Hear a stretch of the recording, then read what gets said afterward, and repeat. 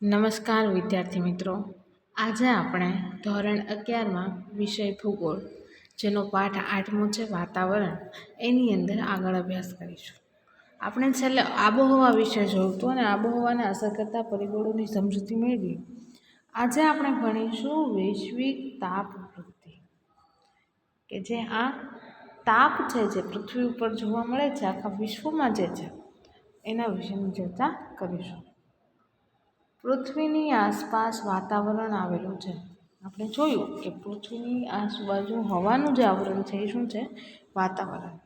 આ વાતાવરણમાં છેલ્લા ઘણા વર્ષોથી તાપમાનમાં વધારો નોંધાયો છે. વૈશ્વિક તાપમાન વધવાની આ પ્રક્રિયાને વૈશ્વિક તાપવૃદ્ધિ કહે છે. વૈશ્વિક તાપવૃદ્ધિ એટલે શું? તો કે જે વિશ્વની તાપમાન વધવાની પ્રક્રિયાને કહેવાય વૈશ્વિક તાપવૃદ્ધિ. સૂર્યના કિરણો વાતાવરણમાંથી પસાર થઈ સીધા પૃથ્વી સપાટી પર પહોંચે છે. કે જે ગરમી છે સૂર્યની, એટલે સૂર્યના કિરણો શું થાય છે કે આખા વાતાવરણમાંથી પસાર થાય, અલગ અલગ આવરણમાંથી પસાર થાય અને પૃથ્વી સુધી પહોંચે છે અને સૌ પ્રથમ પૃથ્વી સપાટીને ગરમ કરે છે. સૂર્યના કિરણો કેવા હોવાના? તો કે ગરમ. એટલે એના લીધે શું થાય છે? પૃથ્વી સપાટી ગરમ થાય છે. પછી વાતાવરણ ધીમે ધીમે ગરમ થાય છે. પહેલાં પૃથ્વીની સપાટી ગરમ થાય અને પછી આખું વાતાવરણ ગરમ થતું હોય. જમીન જેમ ગરમ થાય એમ એની જે પૃથ્વી ઉપરની જે હવા છે એ પણ ગરમ થતી હોય. સૂર્યના કિરણો પૃથ્વી સપાટી પરથી પરાવર્તન પામી વાતાવરણમાંથી પસાર થાય છે. એ શું કીધું છે? સૂર્યના કિરણો પૃથ્વી સપાટી ઉપર પરાવર્તન પામીને વાતાવરણમાં પસાર થાય છે. એ જુઓ, બાજુમાં આકૃતિ આપી છે કે આ સૂર્ય છે. આ સૂર્યના કિરણો ક્યાં આવે છે? પૃથ્વી ઉપર. આ પૃથ્વી ઉપર આવે છે એટલે શું કરે છે? તો કે પૃથ્વીને ગરમ કરે છે. હવે પાછા પૃથ્વી ઉપરથી પરાવર્તન પામે છે એટલે કે પાછા ફરે છે અને ક્યાં જાય છે? વાતાવરણમાંથી પસાર થાય છે. ત્યારે વાતાવરણમાં રહેલો કાર્બન ડાયોક્સાઇડ વાયુ લાંબી તરંગ લંબાઈ ધરાવતા ઇન્ફ્રારેડ કિરણોને શોષે છે અને પૃથ્વી તરફ પુનઃ પરાવર્તિત થાય છે. એ શું કીધું છે? કે સૂર્યના કિરણો પૃથ્વી ઉપર આવે, પૃથ્વી ઉપરથી પરાવર્તન પામીને પાછા વાતાવરણમાં જાય. એ વાતાવરણમાં જાય એટલે એમાં કાર્બન ડાયોક્સાઇડ વાયુ હોય વાતાવરણની અંદર, એટલે એની તરંગ લંબાઈ ધરાવતા બીજા જે કિરણો છે એનું નામ છે ઇન્ફ્રારેડ, એને શોષે છે અને પાછા પૃથ્વી ઉપર પરાવર્તન પામે છે. પરિણામે પૃથ્વી અને વાતાવરણ ગરમ થાય છે. એટલે એના લીધે પૃથ્વી પણ ગરમ થાય અને પૃથ્વીનું વાતાવરણ પણ ગરમ થાય. આ અસરને ગ્રીન હાઉસ ઇફેક્ટ કહે છે. વિદ્યાર્થી મિત્રો, ગ્રીન હાઉસ ઇફેક્ટ એટલે શું? આવું તમને પરીક્ષામાં પૂછાય, મોસ્ટ ટાઈમ સવાલ છે. તો આખી જે પ્રક્રિયા છે એને શું કહેવાય? Green house effect. આવી અસર કરતા કાર્બન ડાયોક્સાઇડ વાયુને ગ્રીન હાઉસ વાયુ કહે છે. કે જે આ અસર ઊભી કરે છે એ બધા વાયુને કેવા વાયુ કહેવાય? ગ્રીન હાઉસ વાયુ. આ ઉપરાંત મિથેન, નાઇટ્રસ ઓક્સાઇડ, ક્લોરોફ્લોરોકાર્બન વગેરે અન્ય ગ્રીન હાઉસ વાયુ છે. આખી આ પ્રક્રિયા ઊભી કરતા વાયુ છે એ ગ્રીન હાઉસ વાયુ છે. એની સિવાયના પણ બીજા વાયુ છે, જેમ કે મિથેન છે, નાઇટ્રસ ઓક્સાઇડ છે, ક્લોરોફ્લોરોકાર્બન, જેમ કે આપણે જેને CFC કહે છે. તો આ બધા વાયુ કેવા છે? ગ્રીન હાઉસ વાયુ, કે જે વાતાવરણની અંદર ગ્રીન હાઉસ ઇફેક્ટ ઊભી કરે છે. માનવીની વિવિધ પ્રવૃત્તિઓ દ્વારા ગ્રીન હાઉસ વાયુઓનો દિન પ્રતિદિન વાતાવરણમાં ઉમેરો થાય છે. કે માનવી જે પોતાની પ્રવૃત્તિ કરે એના લીધે આ ગ્રીન હાઉસ વાયુ છે એ વધતા જાય. ગ્રીન હાઉસ વાયુ એટલે કયા? તો કે મિથેન છે, CFC વાયુ છે. એ બધા શેના લીધે વધતા હોય? તો કે ભાઈ ઉદ્યોગો છે એનો ધુમાડો હોય, વાહનોનો ધુમાડો હોય, આપણે AC અને ફ્રીજ વાપરીએ છીએ તો એમાંથી નીકળતો જે ગેસ છે એના લીધે વાતાવરણને અસર કરે છે. ઉદ્યોગોને કારણે ઉત્પન્ન થતો ધુમાડો, પરિવહનના સાધનો થકી ઉત્સર્જિત થતા વાયુ. પરિવહનના સાધનો જેમ કે આપણે કોઈ બસ છે, કોઈ 2 વ્હીલ છે, 4 વ્હીલ છે, તો એમાં આપણે પેટ્રોલ ડીઝલ બાળીએ છીએ તો એમાંથી જે ધુમાડો નીકળે છે એ. પછી અશ્મિભૂત બળતણનું દહન, કે આપણે કોઈ બળતણ તરીકે વસ્તુ વાપરીએ તો એનું દહન થાય છે જ્યારે એમાંથી જે ધુમાડો નીકળે છે એ નિર્વનીકરણ, જલાવ લાકડું કે બળેલું લાકડું છે એમાંથી પણ ધુમાડો નીકળે, તથા સેન્દ્રિય કચરાનું દહન, યુદ્ધ વગેરે કારણસર વાતાવરણમાં કાર્બન ડાયોક્સાઇડના પ્રમાણમાં વધારો થવા લાગ્યો છે. કે આ બધા કારણોને લીધે શું થયું, વાતાવરણની અંદર કાર્બન ડાયોક્સાઇડ વધી ગયો અને ઓક્સિજનનું પ્રમાણ ઘટ્યું છે. આ ઉપરાંત માનવીની કેટલીક પ્રવૃત્તિને કારણે વાતાવરણની અંદર મિથેન, નાઇટ્રસ ઓક્સાઇડ અને ક્લોરોફ્લોરોકાર્બન વગેરે ગ્રીન હાઉસ વાયુઓનું પ્રમાણ વધવાને કારણે વૈશ્વિક તાપવૃદ્ધિ અનુભવાય છે. આપણને જે બહુ વધારે પડતી ગરમીનો અનુભવ થાય છે એ શેના લીધે થાય છે, તો કે વાતાવરણની અંદર આ ગ્રીન હાઉસ વાયુ વધવાને લીધે, આપણે જેમ પ્રદૂષણ કરીએ છીએ એના લીધે વાતાવરણની અંદર ગરમીનું પ્રમાણ પણ વધે છે. પછી જોઈએ વૈશ્વિક તાપવૃદ્ધિના નિયંત્રણ માટે આ મુજબ પગલાં લઈ શકાય. હવે આ વૈશ્વિક તાપવૃદ્ધિ ખૂબ જ વધી છે, એનું તાપમાન વધ્યું છે, તો હવે એને આપણે નિયંત્રણમાં લાવવું હોય તો એના માટે શું કરી શકાય. એમાં પહેલો મુદ્દો છે અશ્મિભૂત બળતણના દહનમાં ઘટાડો કરવો. આપણે એવું બળતણ જે છે એના બળતણમાં શું કરી શકાય, ઘટાડો. એટલે તમે જોયું હશે કે પહેલાં જે ટ્રેન એ કોલસાથી ચાલતી, કોલસો અને પાણી નાખીને એ ટ્રેન ચાલતી, જ્યારે અત્યારે હવે ઇલેક્ટ્રોનિક ટ્રેન થઈ ગઈ કે જેના લીધે શું થઈ ગયું, એ દહનનું ઘટાડો. તમે જુઓ છો કે અમુક એવી ગાડીઓ પણ છે કે જે સોલાર એનર્જીથી ચાલે છે, બેટરીથી ચાલે છે, કે જેના લીધે પેટ્રોલ અને ડીઝલનો જે ધુમાડો છે એ ઓછો થાય અને વૈશ્વિક તાપવૃદ્ધિ નિયંત્રણમાં આવે. ત્યારબાદ બીજો મુદ્દો છે શક્તિના સ્ત્રોત તરીકે કુદરતી વાયુનો વૈકલ્પિક ઉપયોગ. કુદરતી વાયુ જે છે આપણને કુદરત દ્વારા મળે છે એનો આપણે ઉર્જા તરીકે ઉપયોગ કરી શકીએ, કે વાયુના લીધે એનું જે દહન છે એનો ધુમાડો છે એ ઓછો થાય. ત્યારબાદ સૌર શક્તિ એટલે કે સોલાર એનર્જી, સૂર્ય ઉર્જા, પછી પવન શક્તિ એટલે આપણે જે પવન ચક્કી દ્વારા ઉર્જા મેળવીએ છીએ એ ઉર્જા, અને ભરતી શક્તિ એટલે કે સમુદ્રની અંદર જ્યારે ભરતીના મોજા આવે તો એમાંથી જે ઉર્જા ઉત્પન્ન થાય છે એ વગેરે ઉર્જાનો આપણે ઉપયોગ કરવો જોઈએ. એટલે તમે જોયું હશે કે કેટલીક ગાડીઓ છે એ સોલાર એનર્જીથી ચાલવા મળી છે, કેટલાક એવા મશીનો પણ સોલાર એનર્જીથી ચાલે છે કે જેથી કરીને આપણે કોઈ વસ્તુનો બળતણ તરીકે ઉપયોગ કરવો પડે નહીં.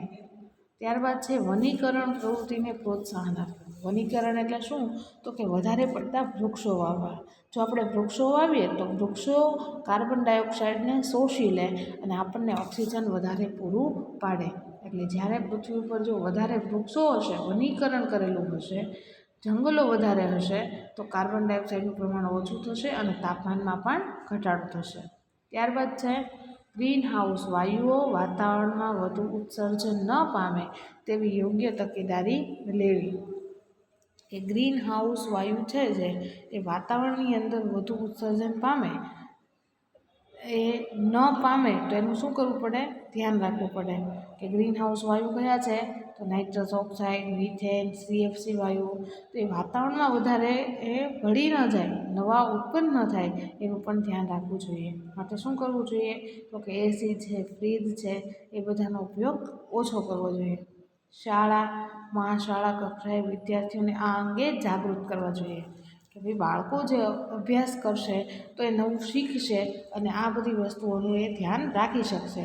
એટલે શું કરવું જોઈએ, તો કે શાળામાં, કોલેજમાં વિદ્યાર્થીઓને આ અંગે જાગૃતિ આપવા માટેનો અભ્યાસક્રમમાં મૂકવા જોઈએ અને એની સુયોગ્ય વ્યવસ્થાપનની જોગવાઈ કરવી જોઈએ કે જેથી આપણે આ વૈશ્વિક તાપવૃદ્ધિ છે એમાં ઘટાડો કરી શકીએ. ત્યારબાદનો નવો ટૉપિક છે આબોહવા પરિવર્તન. આબોહવા આપણી જે છે કેવી રીતે એમાં પરિવર્તન આવે છે. પૃથ્વી સપાટી પર વાતાવરણની રચના અદ્ભુત રીતે થયેલી છે. વાતાવરણની આ રચના કદી સ્થિર નથી, કારણ કે આબોહવા છે એ સતત બદલાય છે, વાતાવરણ બદલાય છે. એટલે શું થાય, શિયાળો હોય તો આપણને ઠંડી લાગે, ઉનાળો હોય તો ગરમી લાગે, ચોમાસું હોય તો વરસાદનો અનુભવ થાય. વાતાવરણની રચના ક્યારેય સ્થિર રહેતી નથી. વૈજ્ઞાનિકોના અધ્યયન પ્રમાણે પ્રી કમ્બ્રિયન યુગ એને 60 કરોડ વર્ષ પહેલાં પૃથ્વી સપાટીનો મોટો ભાગ બરફથી છવાયેલો હતો. આમ લાખો વર્ષના સમયગાળામાં આશરે 4 મોટા હિમયુગો પૃથ્વી ઉપર અનુભવાયા હતા. એક સમય પૃથ્વી ઉપર શું હતું? આખો બરફથી એનો મોટો ભાગ છવાયેલો હતો. પૃથ્વી ઉપર સતત બરફ જ રહેતો હતો. હિમયુગને બાદ કરતાં મોટા ભાગના સમય દરમિયાન આબોહવા ગરમ અને ભેજવાળી હતી. એક સમય આખી પૃથ્વી બરફવાળી હતી. પછી એ સમયને કેવો કીધો? હિમયુગ. હિમ એટલે કે બરફનો સમય. ત્યારબાદ એક સમય પર પૃથ્વી કેવી હતી? ગરમ અને ભેજવાળી, હવાવાળી. તે સમયે પૃથ્વી પરનું સરેરાશ તાપમાન 22 સેન્ટીગ્રેડ જેટલું હતું. આથી ધ્રુવ પ્રદેશો બરફ વગરના હતા. આજે પૃથ્વી પરનું તાપમાન આશરે 14 સેન્ટીગ્રેડ જેટલું અંદાજવામાં આવે છે. કે પહેલાં પૃથ્વીનું તાપમાન 22 સેન્ટીગ્રેડ હતું, તો અત્યારે ઘટીને કેટલું થઈ ગયું છે? 14. એટલે પૃથ્વી ઉપરનું જે વાતાવરણ છે એ સતત બદલાયા કરે છે. છેલ્લા 10,000 વર્ષોના સમયગાળા દરમિયાન આબોહવામાં ઘણા ફેરફારો થયા છે. આશરે 8,000 વર્ષ પૂર્વે પૃથ્વી પરની આબોહવા ગરમ અને ભેજવાળી હતી. પૃથ્વીની આબોહવા કેવી હતી 8,000 વર્ષ પહેલાં? તો કે ગરમ અને ભેજવાળી હતી. સહારાનો રણપ્રદેશ, અરબસ્તાનનો રણપ્રદેશ, ભારત પાકિસ્તાનનો રણપ્રદેશ વગેરે હરિયાળા વિસ્તારો હતા. વિદ્યાર્થી મિત્રો, વિચાર કરો કે જ્યાં અત્યારે સૌથી વધારે ગરમી પડે છે, તો અમુક વર્ષો પહેલાં એ કેવા વિસ્તારો હતા? હરિયાળા. અને માનવ સંસ્કૃતિનો વિકાસ થયો હતો. ઈસવીસન પૂર્વે 3000થી 1700ની આસપાસ સૂકી અને ગરમ આબોહવાવાળા આવેલા તબક્કાને કારણે આ વિસ્તારો રણ પ્રદેશમાં ફેરવાઈ ગયા. જો અહીંયા વિદ્યાર્થી મિત્રો શું વાત કરી છે કે 3700 વર્ષ પહેલાં જે સહારાનું રણ છે, અરબસ્તાનનું રણ છે અને ભારત પાકિસ્તાનનું રણ જે છે, ત્યાં શું હતું? હરિયાળો વિસ્તાર, એટલે કે ગ્રીનરી હતી, ત્યાં ઘાસ હતું.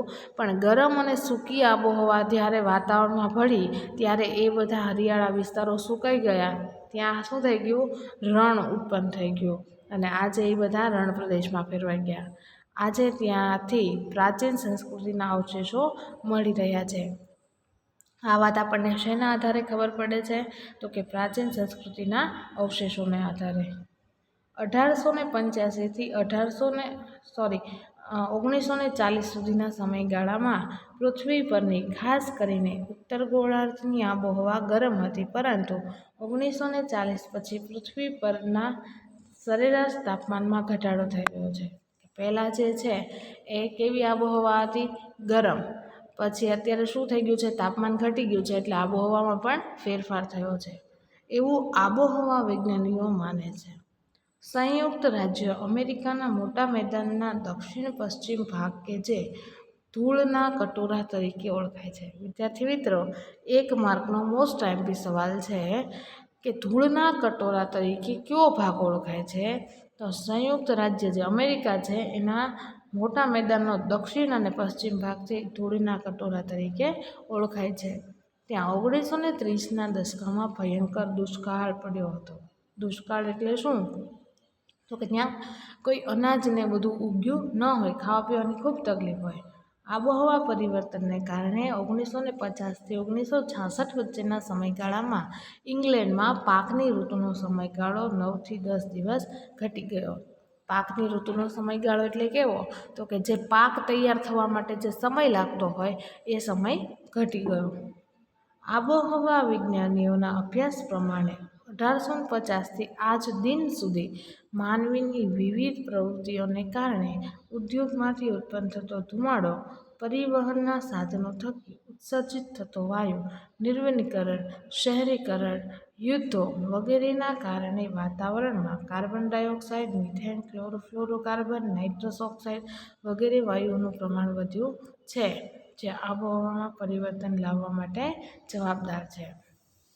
કે જે બધા ધુમાડાઓ છે, ઉદ્યોગના હોય, વાહનોના હોય, શહેરીકરણના લીધે થયા હોય, કોઈ યુદ્ધ છે, તો એના લીધે વાતાવરણની અંદર કેટલાક વાયુઓ જે ગ્રીન હાઉસ વાયુ છે એનું પ્રમાણ વધ્યું છે, એ આબોહવાનું પરિવર્તન માટેનું એક કારણ ગણી શકાય. કયા કયા વાયુને લીધે આબોહવાનું પરિવર્તન થયું છે? તો carbon dioxide, methane, chlorofluorocarbon, nitrous oxide, આ બધા વાયુને લીધે આબોહવા છે એ બદલાય છે.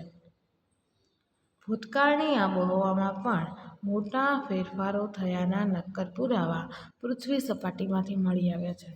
કે ભૂતકાળની અંદર જે આબોહવા હતી એની અંદર પણ મોટાભાગના તફાવતો જોવા મળે છે. દૂર ભૂતકાળની આબોહવાના ફેરફારની અસર અંકિત થઈ હોય એવા ખડકો પૃથ્વીની સપાટી પરથી મળી આવ્યા છે. જુદી જુદી આબોહવામાં જીવી ગયેલા પ્રાણીઓ અને ઉગેલી વનસ્પતિના અવશેષો પણ ભૂતકાળની આબોહવામાં થયેલા ફેરફારોની ઝાંખી કરાવે છે. કે ભૂતકાળની અંદર કેટલીક આબોહવા છે એમાં જે ફેરફારો જોવા મળે છે તો એની અસરો થઈ છે. કે જુદી જુદી આબોહવાની અંદર કેટલાક જીવ છે એ કેટલાક પ્રાણીઓ છે એ બધા એમાં જીવી ગયા છે અને કેટલીક આબોહવાને લીધે કેટલીક વનસ્પતિ છે એ પણ ઉગી નીકળેલી છે. આ ઉપરાંત આબોહવાના ફેરફાર પ્રમાણે મોટા વૃક્ષોના થડમાં વિકસતા વાર્ષિક વર્તુળો, નદીઓ તથા હિમ નદીઓના નિક્ષેપો, નિર્જન કે રણ પ્રદેશમાંથી મળી આવતી વસ્તી વસવાટના જીવાવશેષો, સમુદ્ર અને સરોવરોની સપાટીમાં થયેલા ફેરફારો તથા કાયમી બરફ પ્રદેશમાં બદલાતા રહેતા વિસ્તારો અને જમીન સપાટી પર અંકિત થયેલી અસરો વગેરે ભૂતકાળની આબોહવામાં નોંધપાત્ર ફેરફારો સૂચવે છે. કે કેટલીક વનસ્પતિમાં તફાવત જોવા મળે છે, કેટલાક જીવોમાં તફાવત જોવા મળે છે, કેટલાક બરફ પ્રદેશમાં જે વિસ્તારો છે એમાં બદલાવ જોવા મળે છે, કેટલીક જમીન સપાટી પર અસર જોવા મળે છે. તો આ વગેરે બાબતોની આબોહવા પર અસર જોવા મળે છે.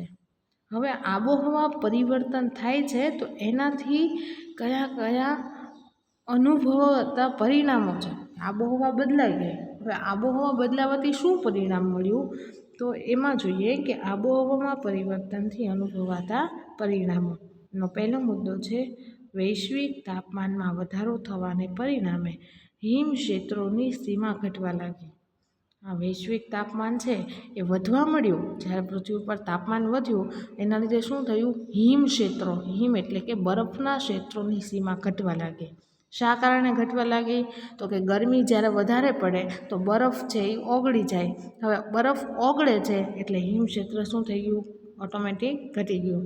અને એના લીધે શું થયું તો કે સમુદ્રની સપાટી ઊંચી આવવા લાગી. હવે સમુદ્રની સપાટી શા કારણે ઊંચી આવવા લાગી તો કે જે બરફનું પાણી ઓગળેલું હતું એ બધું ક્યાં વયું ગયું, સમુદ્રમાં. એટલે જ્યારે તડકો વધે જાય તો એ બરફ ઓગળે છે એટલે હિમક્ષેત્ર ઘટી ગયું અને એ બરફનું ઓગળેલું પાણી સમુદ્રમાં પડે એટલે સમુદ્રની જે સપાટી છે એ ઊંચી આવી. તો આબોહવા પરિવર્તનથી આ એક પરિણામ જોવા મળ્યું. પછી બીજું જોઈએ, પૃથ્વી સપાટીના કેટલાક પ્રદેશમાં વરસાદની અનિયમિતતા અનુભવાય છે. કે કેટલાક એવા પ્રદેશો છે જ્યાં નિયમિત વરસાદ જોવા મળતો નથી. જેમ કે કેટલાક પ્રદેશમાં અતિવૃષ્ટિને કારણે પૂરની પરિસ્થિતિ, તો કેટલાક પ્રદેશમાં અનાવૃષ્ટિને કારણે પાણીની તંગી વર્તાય છે. કે આબોહવામાં અનિયમિતતા જોવા મળે એટલે શું થયું, વરસાદની અનિયમિતતા જોવા મળી. તો કેટલાક એવા પ્રદેશ છે જ્યાં સૌથી વધારે વરસાદ પડે છે અને કેટલાક એવા પ્રદેશો છે કે જ્યાં વરસાદ પડતો જ નથી એટલે કે અનાવૃષ્ટિ થાય છે. જેમ કે રણ પ્રદેશ હોય તો ત્યાં વરસાદનું પ્રમાણ ઓછું હોય અને જંગલ વિસ્તાર છે તો ત્યાં વરસાદનું પ્રમાણ વધારે છે. ક્યારેક કમોસમી વરસાદ પણ થાય છે, આપણે જેને માવઠું કહીએ છીએ. વિદ્યાર્થી મિત્રો, હાલના સમયમાં તમે વરસાદનો અનુભવ કરો જ છો કે ગમે ત્યારે કોઈ પણ પરિસ્થિતિમાં કોઈ પણ સિઝનમાં વરસાદ આવી જતો હોય. તો આ વરસાદની અનિયમિતતા છે એ આબોહવાના પરિવર્તનને લીધે જોવા મળે છે. ત્યારબાદ ત્રીજો મુદ્દો છે આબોહવામાં પરિવર્તનને કારણે પાકની વાવણી અને લણણી. પાકને આપણે જે વાવીએ એ વાવણી અને જે પાક ઉગી જાય પછી કરવામાં આવતી પ્રક્રિયાને કહેવાય લણણી. એના ઉપર વિપરીત અસરો થઈ છે. પરિણામે ખેત ઉત્પાદન પર માઠી અસરો જોવા મળે છે અને જે તે પ્રદેશના સમગ્ર અર્થતંત્ર પર તેની પરોક્ષ અસર થાય છે. કારણ કે સારો પાક ન ઉગે તો તેના લીધે શું થાય, નવું અનાજ બજારમાં આવે નહીં અને એ અર્થતંત્ર ઉપર પણ એની અસર જોવા મળે. ત્યારબાદ છે ઓઝોન વાયુનું પડ પાતળું થવાથી સૂર્યના અલ્ટ્રાવાયોલેટ કિરણોની માત્રા વધવાથી કેન્સર, ત્વચા રોગ, મોતિયા તથા અન્ય રોગોમાં પણ વધારો થયો છે. કે જે આપણે ઓઝોન પડ જ્યારે ભણ્યા હતા ત્યારે વાત કરી હતી કે પૃથ્વી સપાટી ઉપર અલગ અલગ આવરણ આવેલા છે. આ પૃથ્વીની ઊંચાઈએ એક ઓઝોન વાયુનું પણ એક પડ આવેલું છે. આ ઓઝોન વાયુ શું કરે છે તો કે સૂર્યના જે સીધા કિરણો પૃથ્વી ઉપર આવે છે એ અલ્ટ્રાવાયોલેટ કિરણોને રોકે છે. પણ જો આબોહવામાં પરિવર્તન આવ્યું એટલે તાપમાન વધ્યું અને તાપમાન વધવાને લીધે શું થયું, અલ્ટ્રાવાયોલેટ કિરણો છે એની માત્રા પણ વધી. તો અલ્ટ્રાવાયોલેટ વધવાને લીધે શું થયું કે લોકોને કેન્સર થવા મળ્યા, ચામડીના રોગો થવા મળ્યા, મોતિયાના રોગો થવા મળ્યા અને બીજા પણ નાના મોટા અન્ય રોગો આ તાપમાન વધવાને લીધે થયા. તો આ પણ એક આપણે પરિણામ ભોગવવું પડ્યું. ત્યારબાદ છેલ્લું છે કેટલીક કુદરતી ઘટના જેવી કે પૂર, દુષ્કાળ, ચક્રવાત, ભૂસ્ખલન, હિમપ્રપાત, ગાઢ ધુમ્મસ, કરા વર્ષા વગેરેમાં અનિયમિતતા અને અતિશયતામાં વધારો અનુભવાય છે. કે અત્યારે ક્યારે કઈ જગ્યાએ પૂર આવે એનું કોઈ નક્કી જ નથી હોતું, બરાબર ને. એટલે પૂરની પરિસ્થિતિ આવી, દુષ્કાળની પરિસ્થિતિ આવી, ક્યારેક વાવાઝોડું થઈ જાય છે, ક્યારેક ભૂસ્ખલન થાય છે, ક્યારેક હિમવર્ષા થાય છે, ક્યારેક કરા પડે છે, ક્યારેક વધારે પડતું ધુમ્મસ થાય છે. તો આ બધી પરિસ્થિતિનો ભોગ આપણે બનવું પડે છે. ને શેના લીધે થાય છે તો કે પૃથ્વી ઉપર આબોહવામાં પરિવર્તનને લીધે આ બધી પરિસ્થિતિનું નિર્માણ થાય છે. વિદ્યાર્થી મિત્રો, આ વાતાવરણ છે એમાં જે બદલાવ આવે છે એનો ભોગ માનવીએ બનવું પડે છે. આ પાઠ આપણો અહીંયા આજે પૂરો થાય છે અને એનો જે સ્વાધ્યાય છે એ તમારે તમારી પાકી નોટમાં લખવાનો છે. અને આ દરેક મુદ્દા છે કે આબોહવામાં પરિવર્તનથી અનુભવાતા પરિણામો અને જે અહીંયા આજે આપણે અભ્યાસ કર્યો કે આબોહવાનું પરિવર્તન, સાથે સાથે વૈશ્વિક તાપવૃદ્ધિ અને નિયંત્રણમાં લેવાના જે પગલાં છે એ તમારે તમારી રફ નોટમાં મુદ્દા સહિત લખવાનો છે અને પાઠનો સ્વાધ્યાય તમારે પાકી નોટમાં લખવાનો છે.